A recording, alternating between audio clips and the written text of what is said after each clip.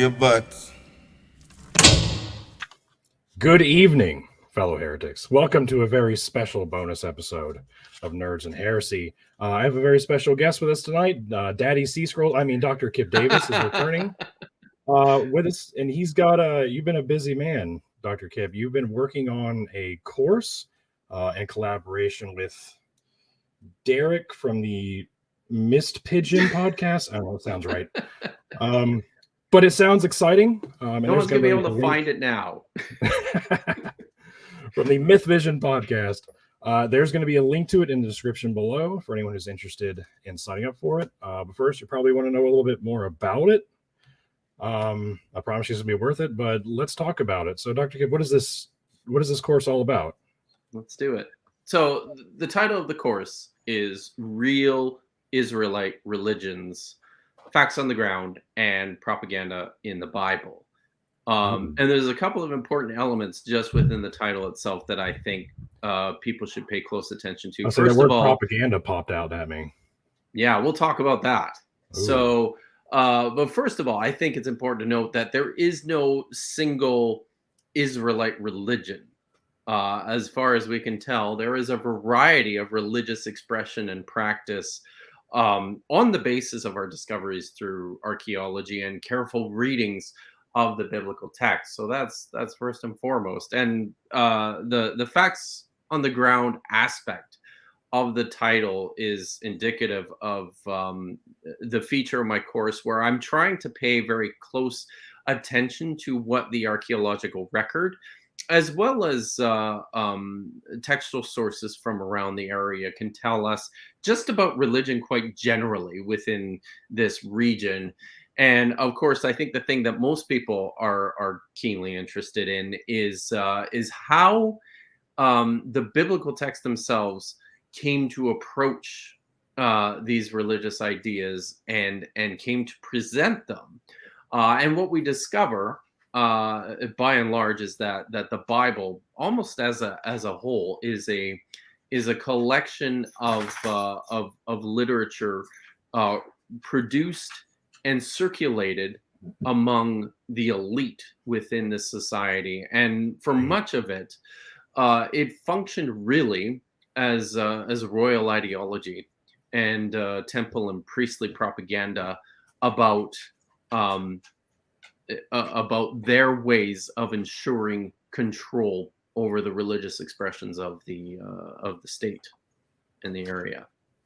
Yes, interesting. You were talking a little bit ago about 2 Kings 23 and how King Josiah had all the other relics of the other gods removed from the temple of Yahweh. And was this the one that was done at night, or was that? Am I thinking about Daniel? No, I think that's possible. No, I think you're thinking of Daniel. So okay, yeah, there's a similar account in Daniel. It's done at night, or everybody's asleep, and they're like, he sends everybody to have all this done. And in 2 Kings, he has the relics of like Baal and Asher removed, and the others, and like it describes like the hosts of the cosmos and the planets and the stars and the luminaries and all the gods, everybody, remove them all except for this one. And then the next verse, he pays very special attention to Asherah specifically. Like all these other relics are burned, but Asherahs are, well, you go ahead and tell the story.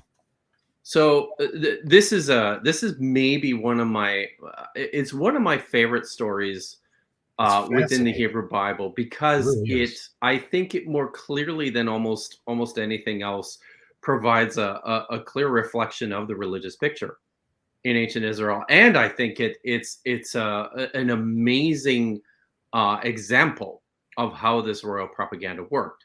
So what's happening here, and this is something that people will often miss. So this isn't just when people think about the reforms of Josiah, that he was a king in the late 7th century BCE, and sometime after he had been in on the throne,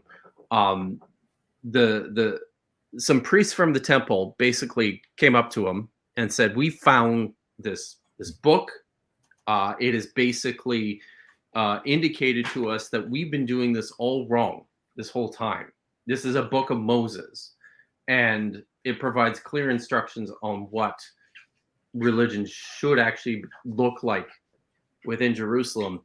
And based on the contents of the story, scholars are by and large agreed that what's happening is they're referring to the book of Deuteronomy here, and scholars are also by and large agreed that this isn't a book that anybody actually found, but actually a book that they wrote and then used as a piece of propaganda in order to reform the religious ideology of the region. Now, importantly, yes, the strong point of Josiah's reform is on eliminating the worship of all the other gods except for Yahweh. That's the first important element of this reform. But the second really important element of this reform that people also miss is that Josiah didn't just want to eliminate the worship of other gods. He also wanted to eliminate worship, period, taking place everywhere outside of the Jerusalem temple. And this includes the worship of Yahweh. So there are shrines of Yahweh that have been set up at Dan and at Bethel. And Josiah makes a point of going to these places and basically destroying them and then offering up sacrifices of the priests who served at these worship places of Yahweh. So the focus is all about the Jerusalem temple. It's all about ensuring that nothing happens outside of the Jerusalem temple, because this is very practical from a perspective of the king who's attempting to exercise some element of state religious ideological control, right? Yeah. So he wants to keep everything within the temple, and a big part of that has to do with eliminating many of these what scholars have come to identify as popular forms of religion or folk religion that was distinct from what was taking place in the Jerusalem temple. And lots of these religious ideologies focused on the worship of the goddesses, in particular Asherah, who was like the high goddess of the region. And one of the reasons why she was so popular was because this is religion that occurred predominantly within households, which were the domains of women. And what you're focusing in on here, this idea of eliminating the Asherah pole, it's more for the reason Josiah is so fixated on this and has such a special interest in this, is not just because it's the worst form of religion in his view. It's because it's the most widespread. This is the religion of the common people, and Josiah is very determined to eliminate the religion of the common people because the focus has to be the Jerusalem temple. And that's why he has the Asherah burned and the ashes thrown on the graves of the common people. It's very important to point out that's nasty.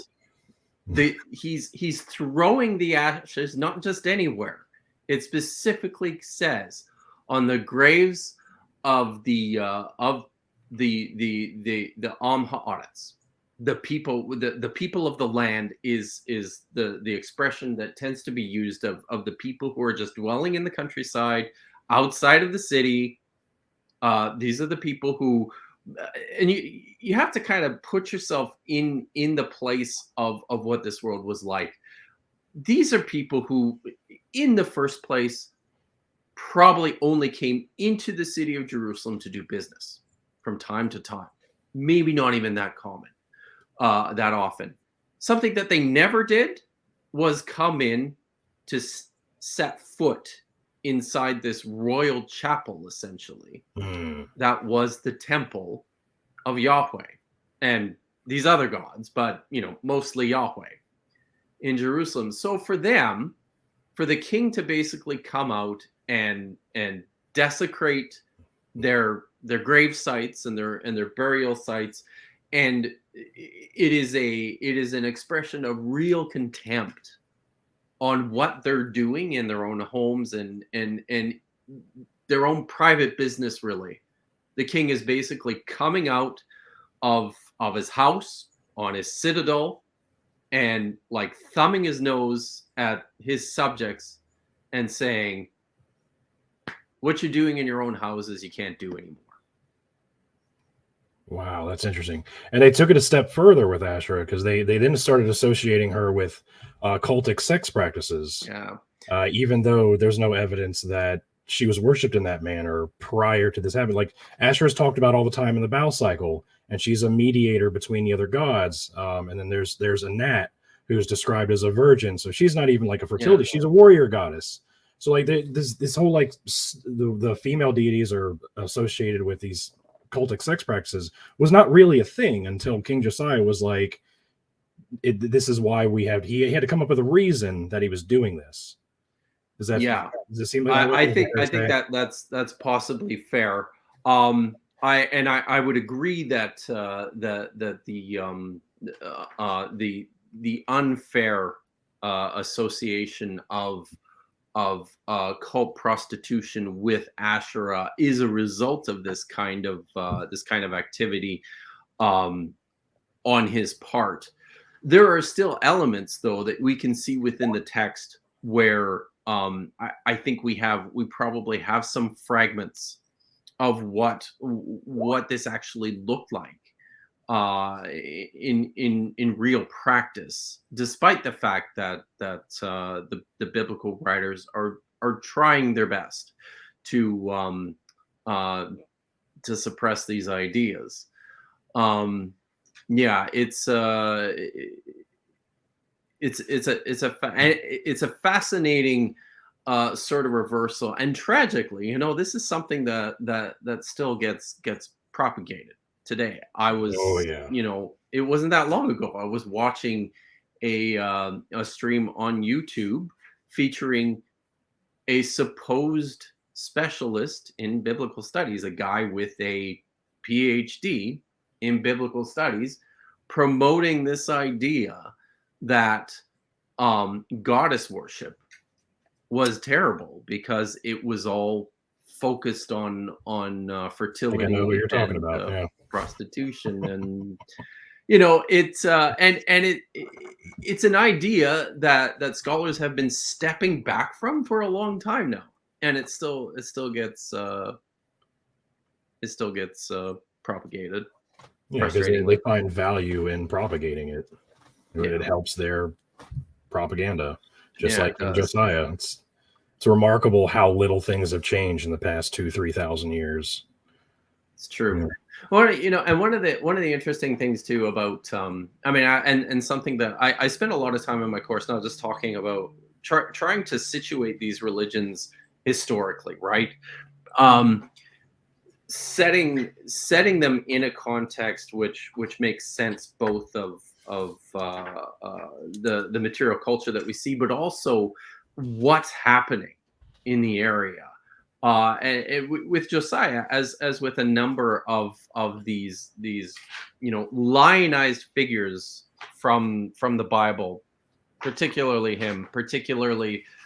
someone like King Hezekiah, their reforms are successful in large part because of some pretty interesting historical accidents as well. So one of the really interesting things that we see when we're situating the way that the Bible lionizes some of these figures like Josiah or like Hezekiah is how much they benefited from what I would see as some pretty fortuitous historical accidents.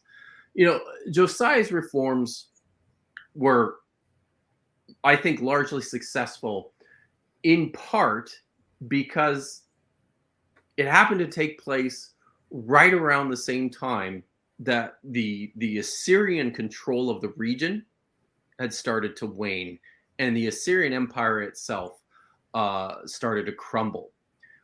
This created a power vacuum, and Josiah cleverly took advantage of that in an effort to push forward a lot of the reforms that he wanted to.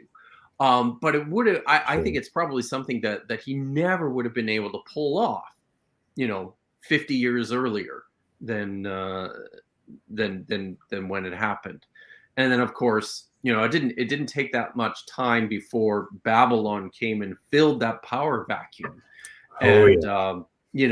Israel, the Judean kingdom, found themselves basically right back at square one, except that now they were probably in an even weaker, more entrenched position now that they had this strong theological model in place, which has much less tolerance for religious practices that the Babylonians would likely have found more favorable. Fascinating. Well, I am very excited to hear the rest of that story, because I'm very immersed in it now. But unfortunately, we're out of time. So yeah, if anybody who's watching this is interested in this course, I think it's going to be 18 or 13 different courses, or 13 hours, 18 courses or something like that. 13 hours, 18 lectures. Here you go. 9 parts. And I try to cover, you can't cover everything, but I try to cover material basically from, the formation and the origins of this group of people that we identify as Israel, through the kingdoms of Israel and Judah, all the way into the post-exilic period and the formation of the Bible. Oh, I'm so excited. I'm not even gonna lie. Yeah, I can't wait. For anyone who's interested in learning more about this stuff, I promise it's going to be worth it. Again, I'm going to be there. I'm going to be consuming as much of this lectures as I can. I'm probably going to watch them multiple times because I'm weird. But there's going to be a link in the description where you can sign up. I highly encourage you to do that. And hope you guys enjoy.